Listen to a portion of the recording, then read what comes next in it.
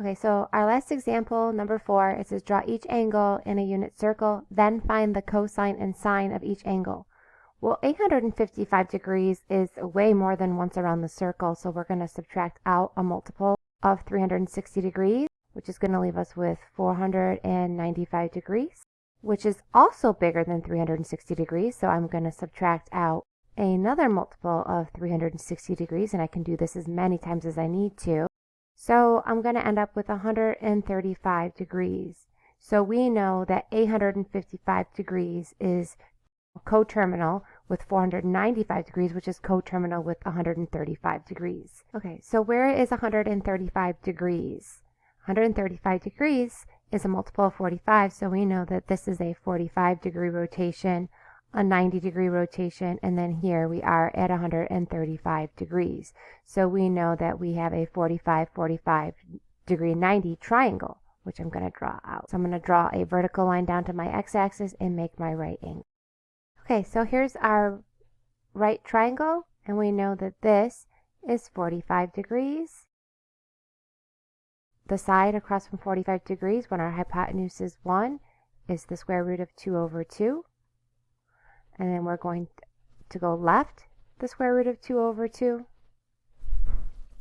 So since we're going left and we're going up, this coordinate for 135 degree rotation is going to be negative root 2 divided by 2, comma, positive root 2 divided by 2. So if they ask you for the cosine of 855 degrees, that would be the x coordinate of my ordered pair, which would be the negative root 2 over 2. And then the sine of 855 degrees would be the y value of our rotation, which would be the root 2 over 2, since we're going up. So again, keep in mind that cosine is x and sine is y. Okay, for example B, we have negative 420 degrees. So go ahead and pause this video and see if you can find an angle coterminal with negative 420 degrees that's between 0 and 360. Well, you're going to have, since negative 420 degrees is less than 0, we are going to have to add some multiples of 360 degrees. So if we add 360 degrees, we are still going to be at a negative 60 degrees. Okay, so I can use negative 60 degrees, or I can decide, you know what, I am going to add another multiple of 360 degrees, so I can get it between something between 0 and 360. So this would be a positive 300 degrees. So negative 60 degrees and 300 degrees are coterminal, which means they are going to end in the same location. All right, so either way you want to go, we can figure out where we are. So if we decided to go with the negative 60 degrees, we would start here at 0. This would be negative 30, and this would be negative 60. So that would be one way to go. The other route would be doing a positive 300, which would just be kind of going around counterclockwise. So again, if you know, you don't need to write out all of these. If you know this is 90, and then we know this is 180. So if we're down here at 270 and we add another 30, we are going to be at 300. So 300 degrees and 60 degrees are coterminal. So let's go ahead and draw our triangle. Again, we want to draw a vertical line up to the x-axis and make our right angle. Okay, so here's my right triangle. We know this is a 30, 60, 90 triangle, so our short leg is going to be a half, and our long leg is going to be negative root 3 over 2. So this coordinate right here is going to be 1/2, comma, negative root 3 divided by 2.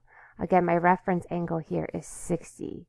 So, but if you just remember the short leg is a half and the long leg is the root 3 over 2, that'll help you out. And we're going down to the right.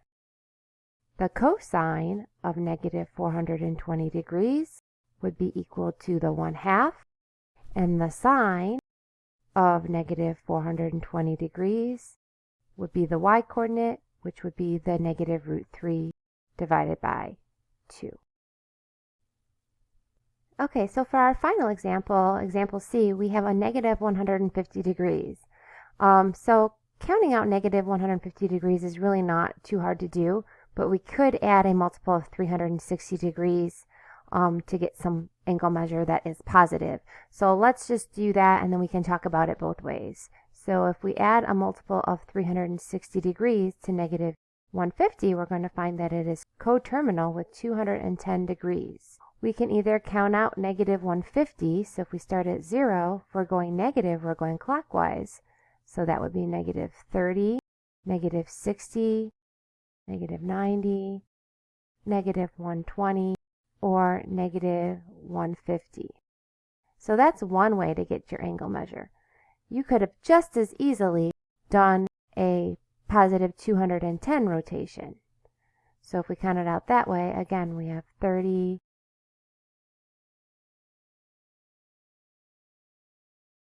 and again, we are at 210. So again, this is our location right here.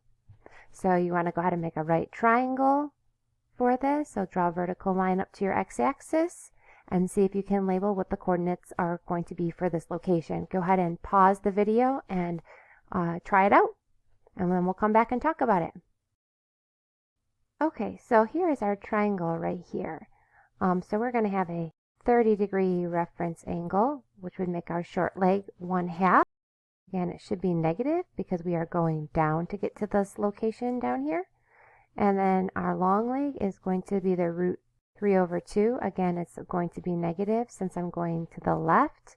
So the coordinate for the rotation of 210 or negative 150 should be negative root 3/2, comma, negative 1/2. Again, we're just going to mix this up a little bit here. If they ask you what the sine of a negative 150 degrees is, what would you say? Well, you should be going to the y coordinate of the ordered pair, so it should be negative 1/2, which would make the cosine of negative 150, which is our x coordinate. Our x coordinate is going to be the negative root 3/2. So again, sine and cosine are both negative here in quadrant 3, so that's kind of where we're at. All right, so that's the end of the lesson. Next lesson, we're going to be talking about radian measure, which is another type of angle measure. So until then, you guys have a great day. All right, talk to you later. Bye.